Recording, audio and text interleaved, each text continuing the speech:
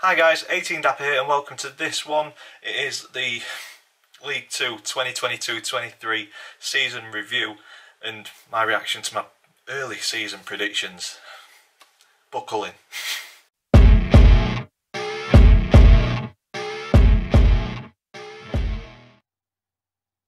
So guys, welcome to this one, the 2022-23 season review for Doncaster Rovers and my reaction to the predictions that I gave back in July of 2022. So yeah, like I said in the intro, buckle in. It's going to be, well, normally it's a long one, but I'm wanting to put last season to bed. Just put it on a shelf, archive it, forget about it. That's what we need to do.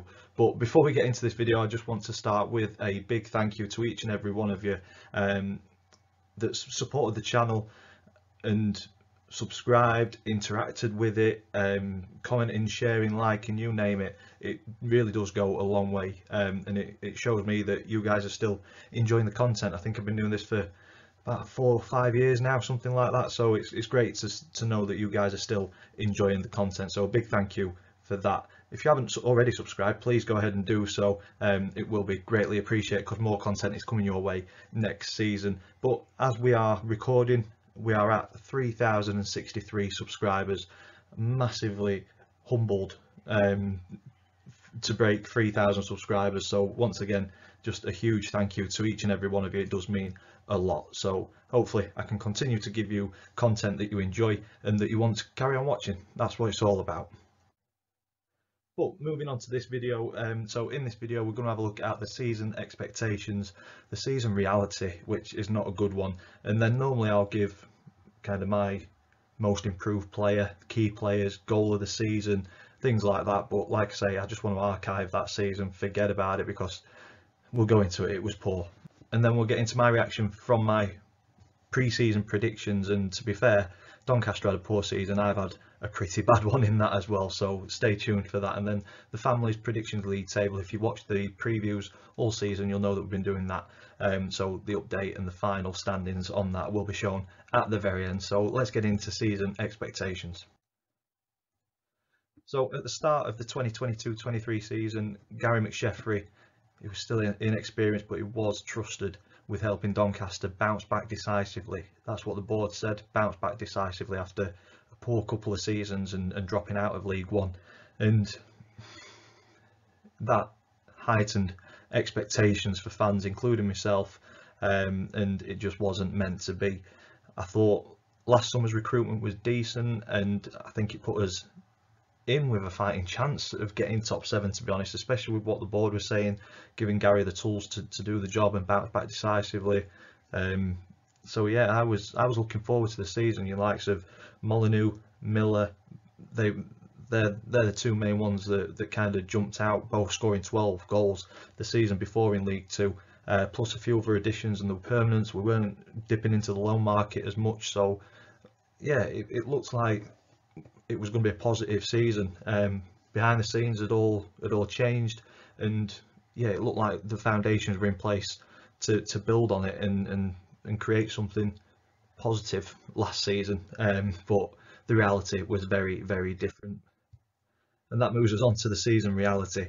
I think early on we got some very, very lucky late results at the start of the season under Gary McSheffrey, and I think it depends which way you look at it. You can either say that they're very lucky and we didn't deserve to win, or you can look at it from the other perspective and say that teams that grind out results are good teams. But the board and the staff at the club wanted form and performances to improve, and they didn't, unfortunately, which led to Gary McSheffrey sacking last year, and he was replaced with James Coppinger's man, Danny Schofield. He wanted him for a while. And he came in with a vision that aligned with Cops in terms of the way of playing football and what he wanted to see Doncaster Rovers produce. But unfortunately, as it says on the screen, it failed. Failed massively. I feel for Danny in a way, because I don't think he was given the tools to do the job.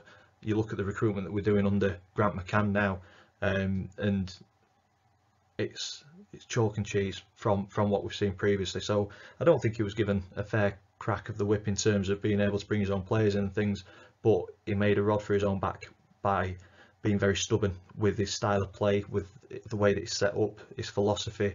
I just don't think it worked with the players that we had and the division that we're in. I think Grant McCann's come out and said you need players with grit, determination, character, and you don't need to play tippy-tappy football down in League Two. Sometimes it's nice to see, but I think you need to be versatile, and unfortunately for Danny, he wasn't, and he wasn't able to adapt his tactics to suit the personnel that we had, and I think that's a sign of a very good coach or a very good manager, which unfortunately for Danny it just didn't work out, and it led us to our lowest finish since we dropped out of the Football League in 1998. So that is the reason why I just want to archive last season, forget about it, put it into the history books, into the record books, and move on and look forward to what hopefully should be a very good 23-24 season under Grant McCann, and the recruitment is looking pretty decent. But we will do a season preview and a table predictions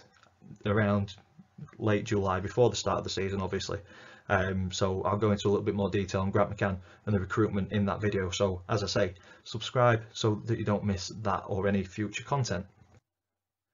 Well, that leads me on to my predictions from, I think it was 29th of July that this video got put out. I will link it in the top corner of the screen if you want to go back and check what I said and why I said it. But we will just go through and see how far off I am. We'll start as always with the bottom two, and unfortunately for Rochdale and Hartlepool United, they filled those two spots and dropped out of the Football League in 24th and 23rd.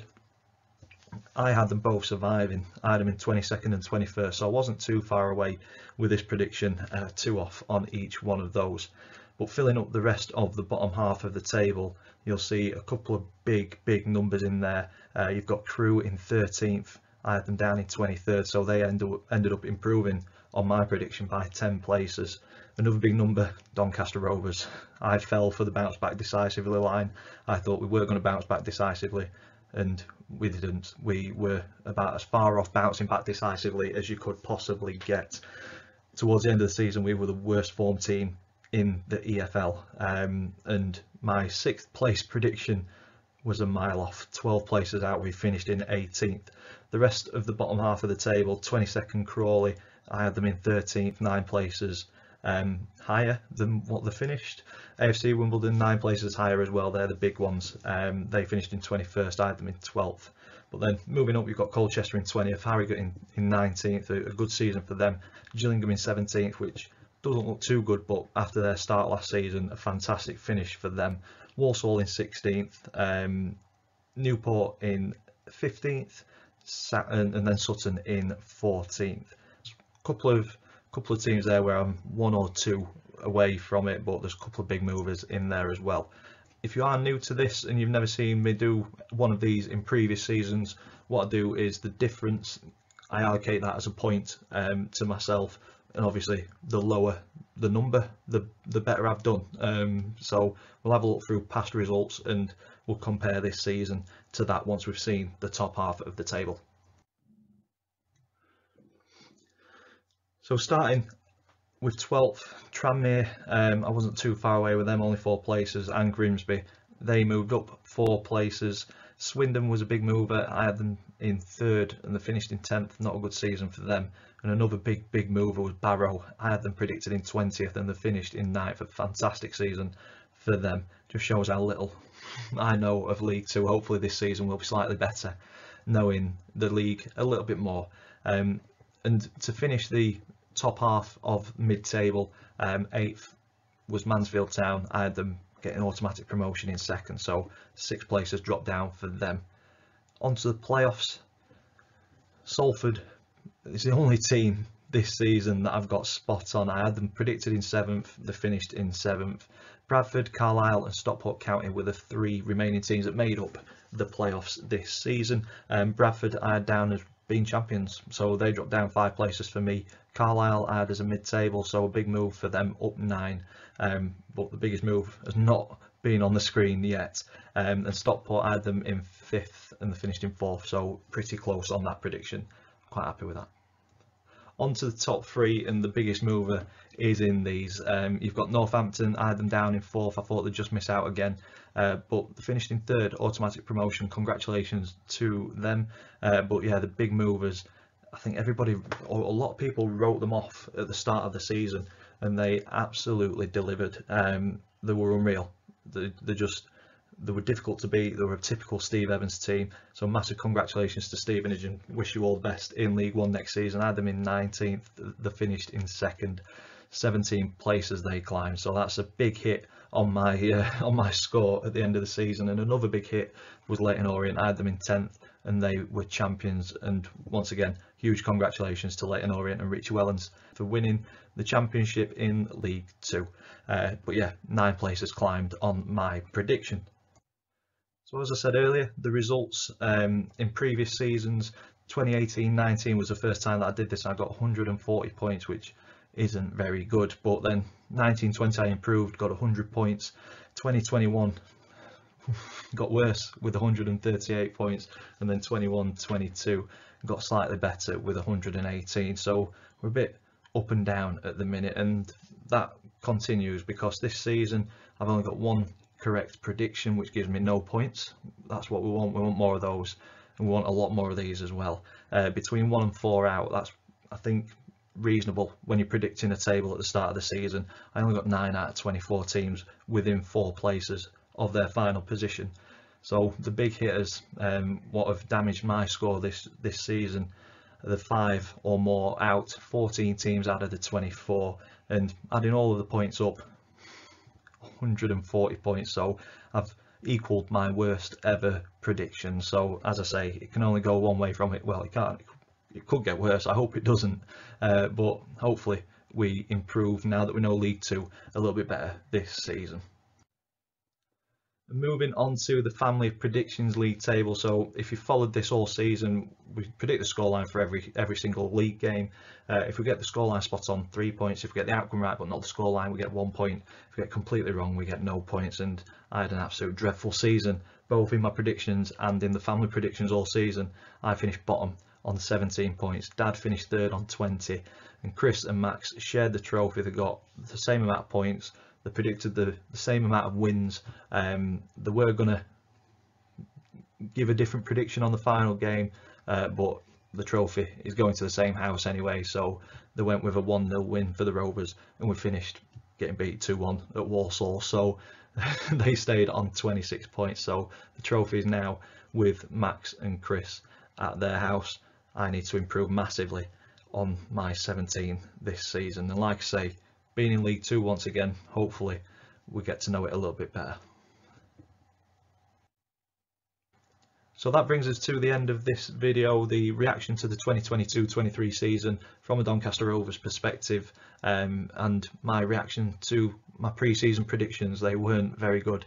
I'm hoping for much better off the field next season in my predictions and on the field for Doncaster Rovers, and hopefully you guys join us on that journey. If you've enjoyed this one, please stick a big thumbs up on it for us, please. Comment in the section down below. Subscribe so that you can join us on the journey. It feels like it could be a positive one next season, so you don't want to miss a single bit of content that I put out. And all that's left for me to say is thank you for watching, and I will see you in the next one.